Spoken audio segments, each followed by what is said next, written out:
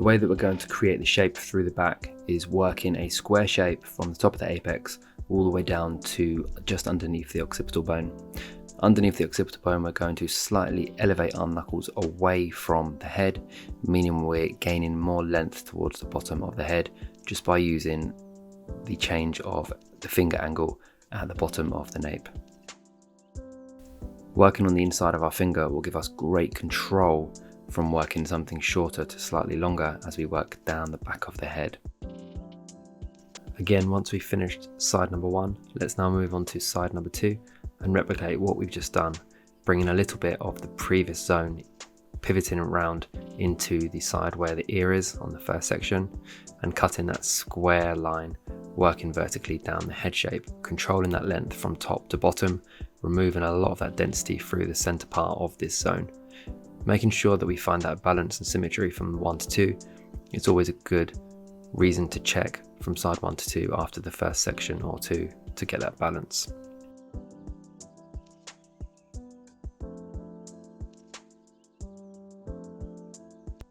We previously had a triangular shape on the top of the head where it was shorter at the crown and gradually getting longer towards the front, which was leaving far too much length and density through the fringe area for the client.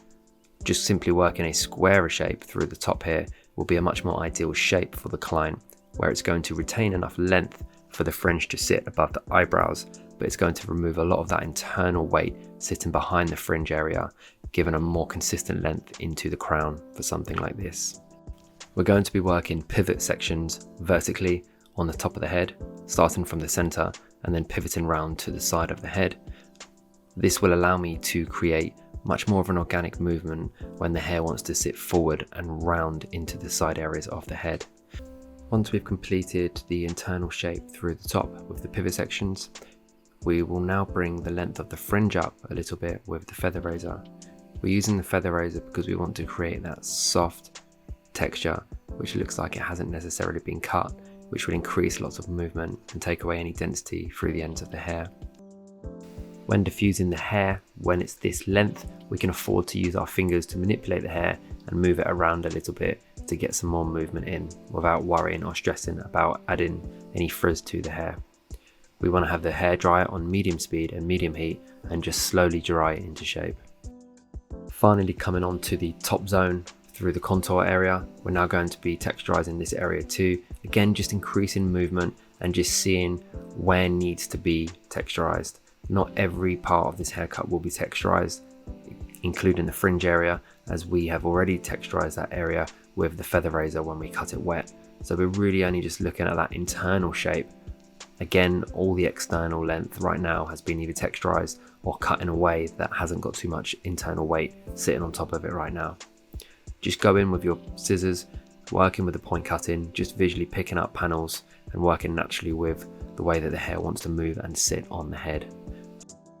Again, coming into the other side of the head, we can really see the movement and texture in the hair now is really working with lots of movement and lots of different ways that you can style the hair for creativity or even just for an everyday look. What's important is that this haircut is suitable, it's maintainable, and you won't need to get this haircut every 1 or 2 weeks, but more 3 to 4 weeks. So it's a really nice, natural styled, salon friendly haircut. Thanks for watching this tutorial, guys. I hope you enjoyed it, and I will see you on the next one.